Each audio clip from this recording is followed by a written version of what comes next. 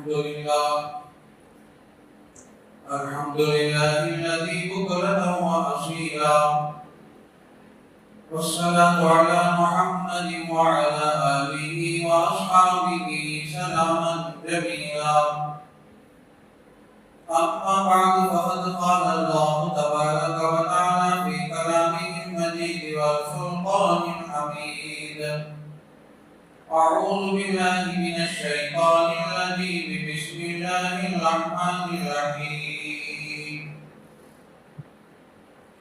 لقد جاءكم رسول من أنفسكم عزيز عليه ما عنتم حريص عليكم بالمؤمنين رؤوف رحيم. وقال الله تبارك وتعالى: وما أرسلناك إلا رحمة للعالمين. وقال الله تبارك وتعالى: ألم نشرح لك صدرك ووضعنا عنك وزرك الذي أنقض ظهرك ورفعنا لك ذكرك. قال النبي صلى الله عليه وسلم: لا يؤمن أحدكم حتى أكون أحب إليه من والده وولده والناس أجمعين، أو كما قال صلى الله عليه وسلم.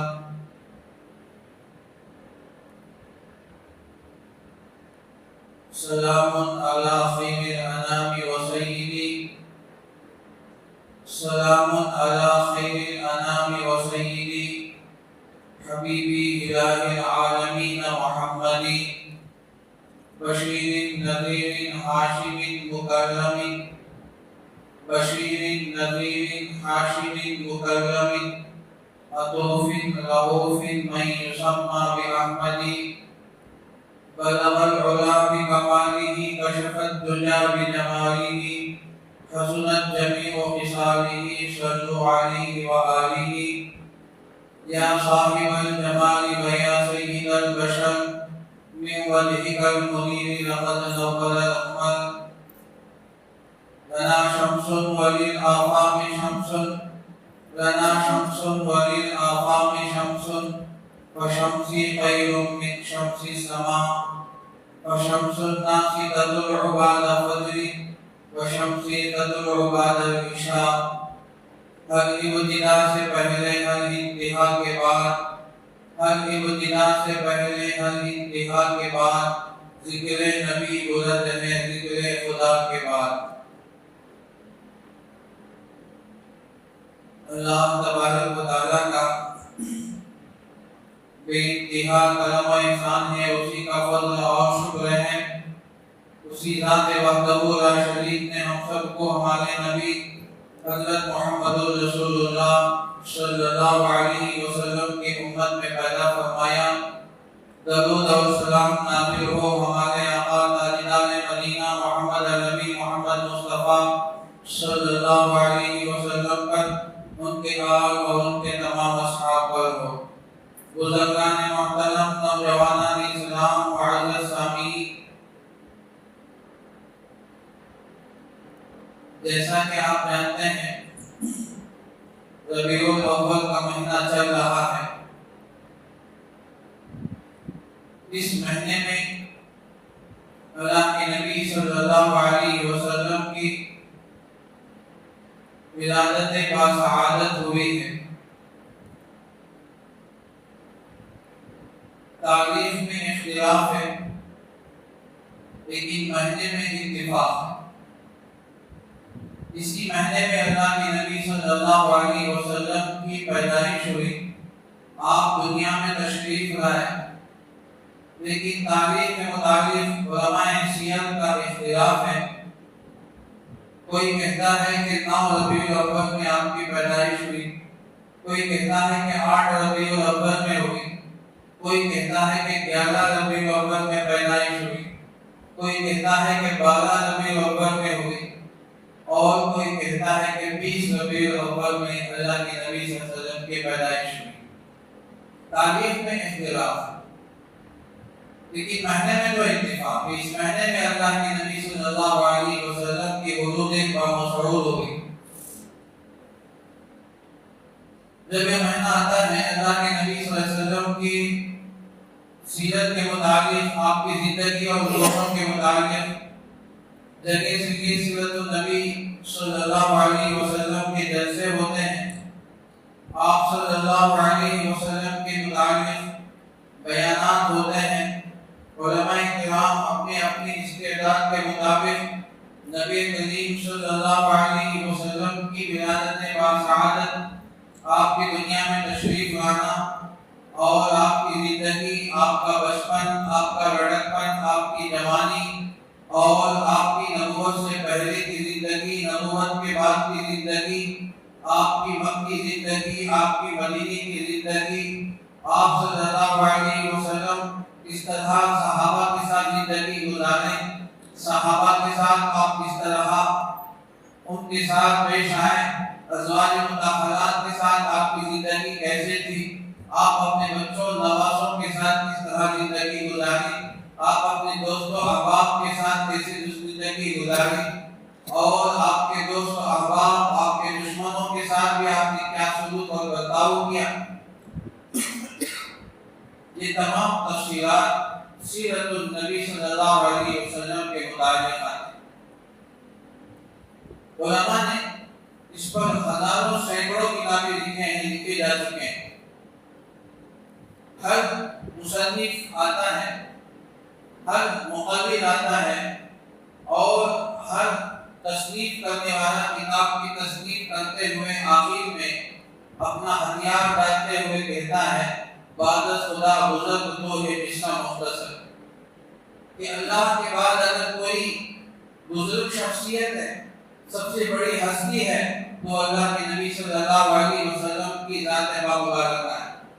اللہ کے بعد پوری دنیا میں اگر کسی کا مقام ہے، کسی کی ہستی اگر ہے، وہ نبی کریم صلی اللہ علیہ وسلم کے ہیں۔ آپ کا مقام، آپ کا مرتبہ اور آپ کی رفعت شان بہت زیادہ ہے، ہم اس کا اندازہ نہیں لگا سکتے۔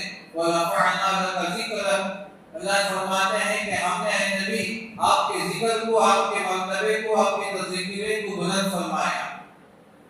اللہ کے نبی صلی اللہ علیہ وسلم کے جو مقام اور مرتبہ ہے، حقیقت یہی ہے کہ ہم نے آج تک نہیں پہچان پایا۔ اللہ کے نبی صلی اللہ علیہ وسلم کے مقام اللہ کے نزدیک کتنا ہے؟ اللہ تعالیٰ اپنے نبی، اپنے حبیب، اپنے محمد رسول اللہ صلی اللہ علیہ وسلم کو آخرت میں کیا کیا عطا کرنے والے ہیں، ہم اس کا اندازہ اور تصور کر نہیں سکتے۔ قرآن کریم نے اشارہ کیا ہے آیتوں کے ذریعے سے۔ اللہ تبارک و تعالیٰ نے قرآن کریم کی مختلف آیتوں میں اس کا اشارہ فرمایا اور کہیں صراحتاً فرمایا کہ کل قیامت کے دن اللہ تعالیٰ اپنے نبی محمد رسول اللہ صلی اللہ علیہ وسلم کو کیا کیا مرتبے عطا کرنے والے ہیں، کیا کیا مقام آپ کو عطا کرنے والے ہیں۔ قرآن کہتا ہے اِنَّا أَعْطَيْنَاكَ الْكَوْثَرَ، اے نبی جی ہم نے آپ کو حوض کوثر پہلے کثیر عطا فرماتے ہیں۔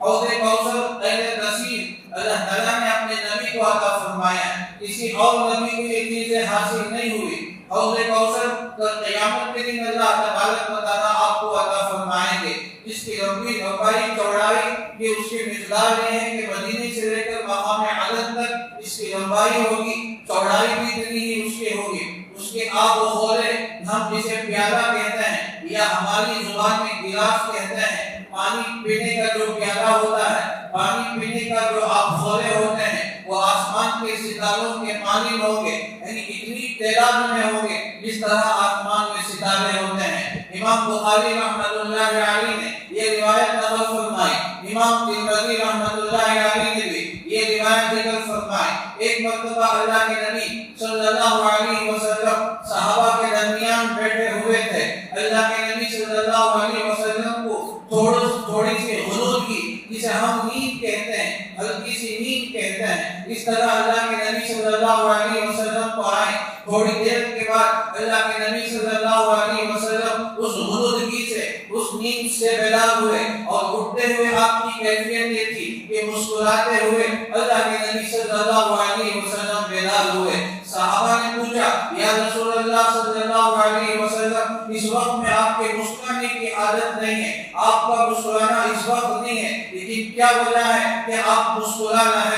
اللہ کے نبی صلی اللہ علیہ وسلم نے فرمایا اللہ تبارک و تعالیٰ نے مجھے بہت اونچی شان والا بنایا ہے۔ پھر فرمایا اللہ تعالیٰ نے ابھی مجھے جبرائیل امین علیہ السلام کے ذریعے سے یہ آیت اور یہ سورت نازل فرمائی۔ آپ صلی اللہ علیہ وسلم نے پڑھا بسم اللہ الرحمن الرحیم انا اعطیناک الکوثر فصل لربک وانحر ان شانئک هو الابتر۔ صحابہ نے پوچھا یا رسول اللہ صلی اللہ علیہ وسلم یہ کوثر کیا چیز ہے؟ اللہ کے نبی صلی اللہ علیہ وسلم نے فرمایا دنیا میں یہ خیر کثیر ہے اور آخرت میں یہ حوض کوثر کی شکل میں اللہ تبارک و تعالیٰ مجھے عطا فرمائیں گے۔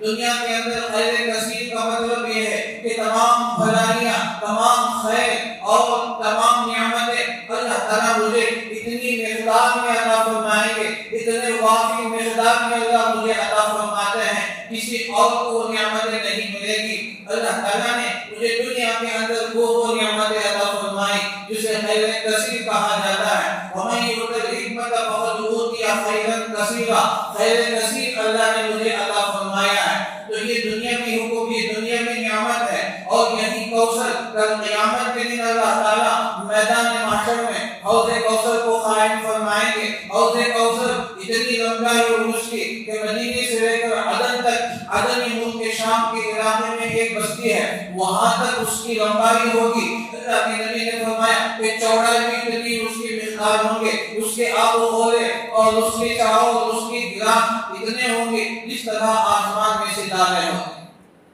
ان تعداد کے مطابق اتنے آب و ہولے ہوں گے۔ اللہ کے نبی صلی اللہ علیہ وسلم نور کے منبر پر جلوہ فروز ہوں گے اور آپ اپنی امتی کو اس حوض کوثر سے پانی ڈبا کر پلائیں گے، اور اللہ کے نبی صلی اللہ علیہ وسلم کے ہاتھوں سے، آپ کے دست مبارک سے اگر کسی کو جام کوثر مل جائے، حوض کوثر سے آپ کے ہاتھوں سے جام کوثر پینا نصیب ہو جائے، خدا کی قسم جنت میں جانے تک اسے پیاس نہیں لگے۔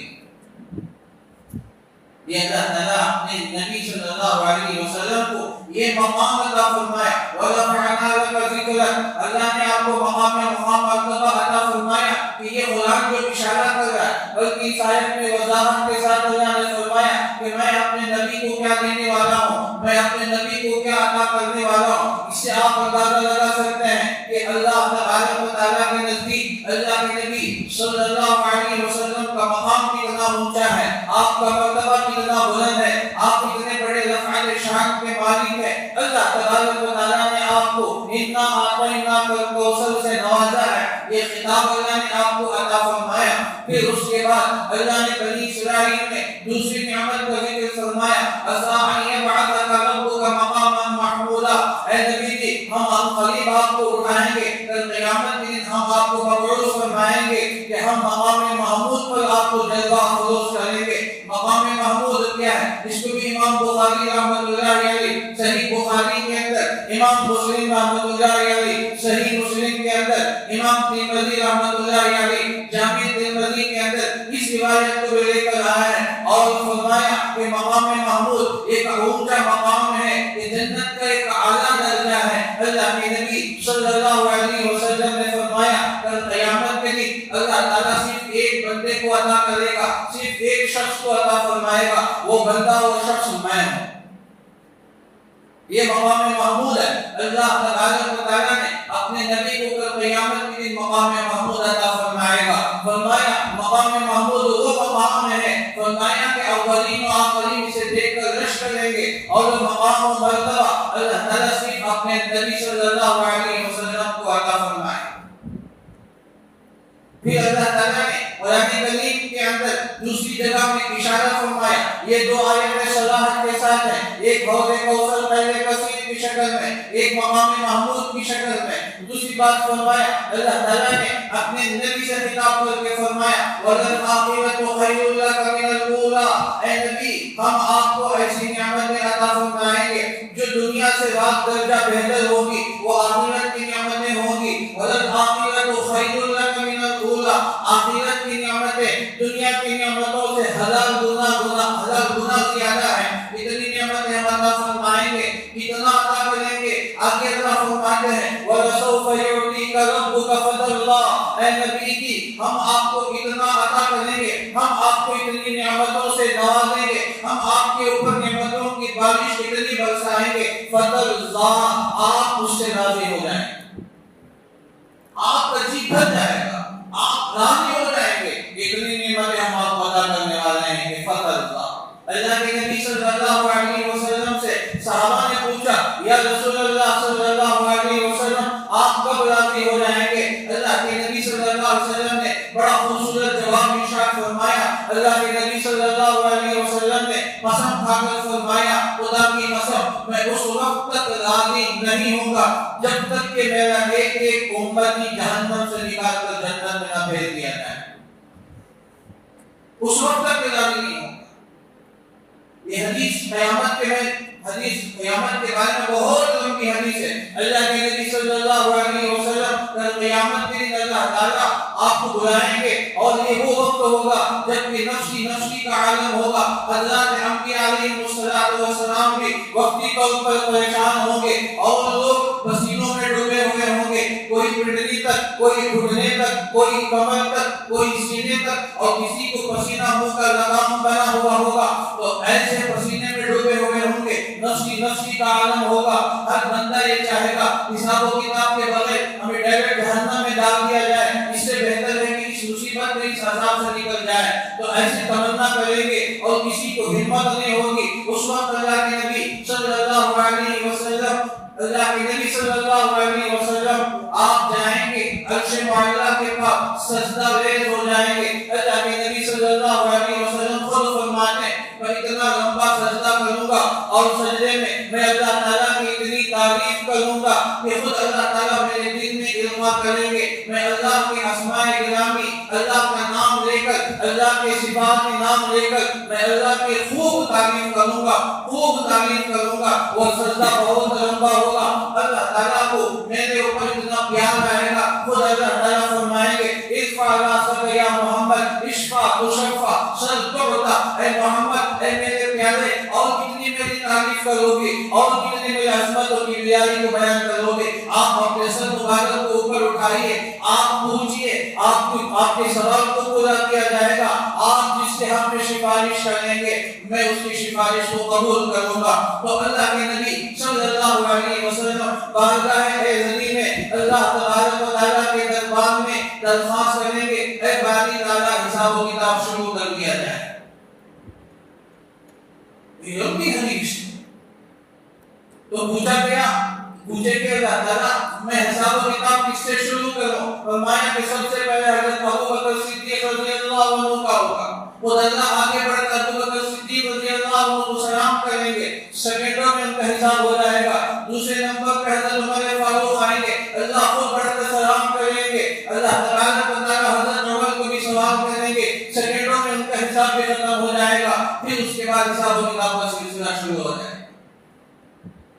اس کے بعد اللہ کے نبی صلی اللہ علیہ وسلم پھر دوبارہ جائیں گے، آپ میدان اللہ کے عرش کے سامنے سجدہ ریز ہو جائیں گے۔ پھر وہی پوری حدیث ہے، اللہ تعالیٰ کہیں گے کہ آپ کون سی درخواست ہے؟ فرمائیں گے اللہ کہ میرے امت جہنم کو جا رہی ہیں، جہنم سے ان کو نکال دیا جائے۔ اللہ کے نبی صلی اللہ علیہ وسلم سے فرمائے گا، اللہ تعالیٰ اپنے نبی سے فرمائیں گے کہ جاؤ محمد، آپ جس کے حق میں اشارہ کریں گے، آپ انگلی سے اشارہ کریں، ان تمام کو جہنم سے نکال دیا جائے گا۔ بہرحال یہ لمبی حدیث ہے۔ یہ وَلَسَوْفَ يُعْطِيكَ رَبُّكَ فَتَرْضَىٰ، اے نبی ہم آپ کو اتنا عطا کریں گے، ہم آپ کو اتنا دیں گے، فَتَرْضَىٰ کہ آپ راضی ہو جائیں گے۔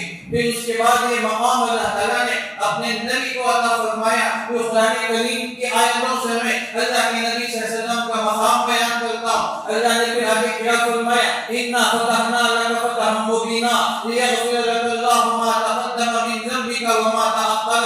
اے نبی جی ہم نے آپ کو فتح مبین عطا فرمایا، ہم نے آپ کو فتح مبین عطا کیا۔ یہ فتح مبین یہ بہت بڑی نعمت ہے، کوئی معمولی نعمت نہیں ہے۔ اسی کو اشارہ دوسری طرف فرمایا، إِذَا جَاءَ نَصْرُ اللَّهِ وَالْفَتْحُ وَرَأَيْتَ النَّاسَ يَدْخُلُونَ فِي دِينِ اللَّهِ أَفْوَاجًا فَسَبِّحْ بِحَمْدِ رَبِّكَ وَاسْتَغْفِرْهُ إِنَّهُ كَانَ تَوَّابًا۔ بے شک جب اللہ کی مدد آ گئی اور فتح مکہ ہو گیا، فرمایا آپ دیکھیں گے لوگوں کو، اے نبی جی آپ دیکھیں گے لوگوں کو، اے نبی جی، يَدْخُلُونَ فِي دِينِ اللَّهِ أَفْوَاجًا، وہ اللہ کے دین میں جمع جماعت در جماعت داخل ہو جائیں گے، اب دعوت دینے کی ضرورت نہیں پڑے گی، اب وہ خود بخود اسلام کے اندر داخل ہوں گے، جماعت در جماعت داخل ہوں گے۔ عبداللہ ابن عباس رضی اللہ عنہما حضرت علی کرم اللہ وجہہ فرماتے ہیں فتح مکہ کے موقع پر ایک جماعت آتی تھی جس میں 700 افراد ہوتے تھے اور اللہ کے نبی صلی اللہ علیہ وسلم کے ہاتھوں پر بیعت ہو کر مسلمان ہوتے تھے۔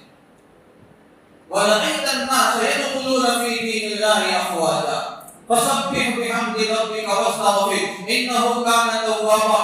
یہ نعمت کوئی معمولی نعمت نہیں ہے، اِنَّا فَتَحْنَا لَكَ فَتْحًا مُبِينًا۔ اللہ تعالیٰ نے حدیبیہ کے موقع پر فتح مبین کا اشارہ فرمایا، بلکہ فتح مبین کا وعدہ فرمایا اور کہا کہ اے نبی ہم نے آپ کے اگلے پچھلے سارے گناہ ہم نے بخش دیے، سارے گناہ ہم نے آپ کے معاف فرما دیے۔ تو یہ اشارہ تھا بلکہ یہ ابتدا تھی، اس کی انتہا فتح مکہ کے موقع پر اللہ نے فرمایا جب مکہ فتح ہو گیا اِنَّا فَتَحْنَا اِذَا جَاءَ نَصْرُ اللَّهِ وَالْفَتْحُ۔ تو اِنَّا فَتَحْنَا لَكَ فَتْحًا مُبِينًا یہ نعمت کی ابتدا ہے، اِذَا جَاءَ نَصْرُ اللَّهِ وَالْفَتْحُ یہ نعمت کی انتہا ہے۔ وہاں اللہ نے وعدہ فرمایا، یہاں وعدے کی تکمیل ہوئی۔ پھر آگے بڑھے، قرآن آپ کی تعریف میں آگے کہتا ہے جو بڑی بڑی نعمتیں اللہ نے آپ کو عطا فرمایا، یہ کون سی نعمت ہے؟ اللہ تعالیٰ فرماتے ہیں کہ اے نبی جی ہم نے آپ کے دین کو آج دن مکمل کر دیا، الیوم اکملت لکم دینکم واتممت علیکم نعمتی ورضیت لکم الاسلام دینا۔ اے نبی جی ہم نے آپ کے لیے آپ کے دین کو مکمل کر دیا اور نعمت کی تتمیم کر دی اور اتمام نعمت ہو گیا۔ اللہ کے نبی صلی اللہ علیہ وسلم کو یہ نعمت عطا فرما۔ آپ پوچھیں کہ ذہن میں بات آ سکتی ہے، سوال پیدا ہو سکتا ہے یہ نعمت کیسے ہوئی؟ وہ اللہ کہتے ہیں کہ نعمت ہے، آج دین بھی مکمل ہو گیا اور نعمت بھی کامل اور مکمل ہو گئی۔ الیوم اکملت لکم دینکم تمہارا دین کامل ہو گیا، واتممت علیکم نعمتی اور میں نے اپنی نعمت کو مکمل کر دیا، ورضیت لکم الاسلام دینا اور میں تمہارے لیے دین اسلام پر راضی ہو گیا۔ تین جملے الگ الگ ہیں، تینوں جملوں کی تشریح کا وقت نہیں ہے، بہت لمبی تشریحات اس کے اندر ہیں، تو اس میں مجھے یہ سمجھانا ہے کہ اللہ کی نعمت یہ کیسے ہے۔ تو آپ جانتے ہیں حضرت آدم علیہ السلام سے لے کر حضرت عیسیٰ علیہ السلام تک جتنے حضرات انبیاء علیہ السلام آئے وہ آئے دنیا کے اندر اپنا کام مکمل کیا، اپنی تبلیغ اور دعوت کے مشن کو آگے بڑھایا، مکمل کیا اور پھر دنیا سے چلے گئے۔ پھر حضرت شیش علیہ السلام آئے، وہ بھی اپنا کام مکمل کر کے چلے گئے۔ حضرت نوح علیہ السلام آئے، وہ بھی 950 سال تبلیغ کا کام کر کے چلے گئے۔ حضرت ابراہیم علیہ السلام آئے، وہ بھی اپنا دین کام کر کے مکمل کر کے چلے گئے۔ حضرت لوط علیہ السلام آئے، وہ بھی اپنا کام مکمل کر کے چلے گئے۔ حضرت صالح علیہ السلام آئے، حضرت ہود علیہ السلام آئے، حضرت ابراہیم علیہ السلام آئے، حضرت اسحاق علیہ السلام آئے، حضرت اسماعیل علیہ السلام آئے، حضرت یوسف علیہ السلام آئے، حضرت یعقوب علیہ السلام آئے، حضرت موسیٰ علیہ السلام آئے، حضرت عیسیٰ علیہ السلام آئے۔ جتنے نبی آئے اپنے اپنے علاقے میں اور اپنے اپنی جہاں ان کی ذمہ داریاں تھی انہوں نے مکمل کر کے چلے گئے، لیکن قرآن نے کسی نبی کے بارے میں، کسی نبی کے دین کے بارے میں یہ نہیں کہا کہ میں نے تمہارے دین کو مکمل کر دیا۔ جب اللہ کے نبی صلی اللہ علیہ وسلم تشریف لائے، صرف 23 سال کا عرصہ ہے، سب سے مختصر سا عرصہ۔ 23 سال کے عرصے میں مکی دور 13 سال ہے، مدنی دور 10 سال ہے۔ 23 سال کے عرصے میں اللہ تبارک و تعالیٰ نے آپ کے دین کو مکمل کیا اور حجۃ الوداع کے موقع پر 90 تاریخ میں عصر کے بعد اللہ کے نبی اپنی اونٹنی پر ناقے پر سوار ہے، جہاں سامنے سواران صحابہ موجود ہیں۔ اللہ تعالیٰ نے آیت نازل فرما دی، الیوم اکملت لکم دینکم، اب دین مکمل ہو گیا اور دین اسلام کی نعمت مکمل ہو گئی، ورضیت لکم الاسلام دینا اور میں تمہارے لیے دین اسلام کے لیے راضی ہو گیا۔ اب دین جب مکمل ہو گیا تو اس کا مطلب یہ ہے اس کے بعد کوئی نیا نبی نہیں آئے گا، نیا دین نہیں آئے گا، نئی امت نہیں آئے گی۔ اللہ کے نبی نے فرمایا انا آخر النبی انا آخر الانبیاء وانتم آخر الامم لا نبی بعدی ولا امت بعدکم، میں سب سے آخری نبی ہوں اور تم آخری امت ہو، میرے بعد کوئی نبی آنے والا نہیں ہے۔ کیوں؟ دین کی تکمیل ہو گئی، اتمام نعمت ہو گئی اور رضیت لکم الاسلام کا مژدہ سنا دیا گیا اور قیامت تک یہی دین رہے گا، قیامت تک یہی طریقی دین چلے گا اور قیامت تک یہی قرآن چلے گا، قیامت تک یہی شریعت چلے گی، قیامت تک یہی سارے احکامات چلیں گے اور صحیح قیامت تک یہی حلال و حرام کے جتنے احکامات اور مسائل ہیں یہی قیامت کی صبح تک چلیں گے، کوئی دین نہیں آیا نہیں آیا۔ یہ نعمت کا سنانا یہ کوئی معمولی نعمت نہیں، افسوس کہ ہم اس کی قدر نہیں۔ اسی لیے شیخ الحدیث نے فضائل اعمال میں لکھا ہے جب یہ آیت نازل ہو گئی ایک یہودی عالم اتنا متاثر ہو گیا، حضرت عمر فاروق رضی اللہ عنہ سے ملاقات ہو گئی، کہا کہ عمر تمہاری کتاب میں تمہارے قرآن میں ایک ایسی آیت اتاری ہے، ایک ایسی آیت اتری ہے، اگر وہ آیت ہماری اولاد میں اترتی تو ہم عید کا دن مناتے۔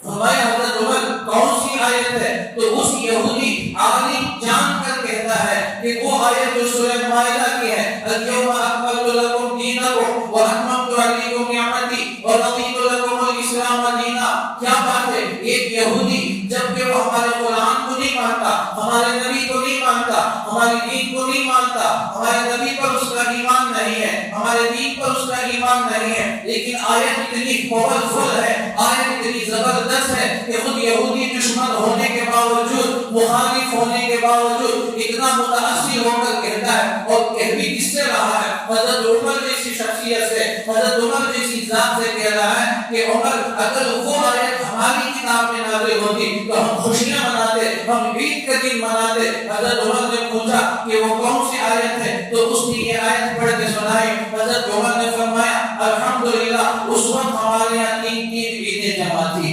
ایک حضرت نویں عرفہ کا دن ہے، 9 ذی الحجہ ہے، وہ کہ حاجیوں کے لیے ہے، اور دوسری بات فرمایا کہ وہ دین کی تکمیل کا دن ہے، اور اسی طرح فرمایا کہ وہ عید للمسلمین جمعہ کا دن۔ تین عیدیں ہمارے یہاں جمع تھی۔ حضرت عمر نے اس کا منہ توڑ جواب دیا۔ مجھے اس بات سے یہ عرض کرنا ہے کہ یہودی عالم وہ جانتا ہے کہ قرآن کریم کی اس آیت میں جو نعمت کی تکمیل، جو نعمت کا مژدہ سنایا گیا ہے وہ اتنی زبردست آیت ہے اور اتنی بڑی نعمت ہے میرے دوستو، اس نعمت سے بڑھ کر کوئی نعمت نہیں، لیکن ہم نے اسے نعمت سمجھا نہیں، ہم نے اسے نعمت سمجھا ہی نہیں کہ کتنی بڑی نعمت میرے پاس، ہم سب کے پاس موجود ہے، قرآن ہمارے پاس موجود ہے اور شریعت ہمارے پاس موجود ہے، احکامات و مسائل ہمارے پاس موجود ہے، اللہ کے نبی صلی اللہ علیہ وسلم کی شریعت ہمارے پاس موجود ہے، کہ افسوس کہ ہم اس کی قدر نہیں کر رہے، ہم خود اس کے پابند نہیں، تو ہم قدر کہاں سے کریں؟ اس نعمت کی تکمیل کے بارے میں ہم اس کی خبر کہاں سے ہوتی؟ تو یہ نعمتیں ہیں میرے دوستو، قرآن کریم کے اندر اللہ تبارک و تعالیٰ نے اپنے نبی حضرت محمد رسول اللہ صلی اللہ علیہ وسلم کو ان نعمتوں سے نوازا ہے۔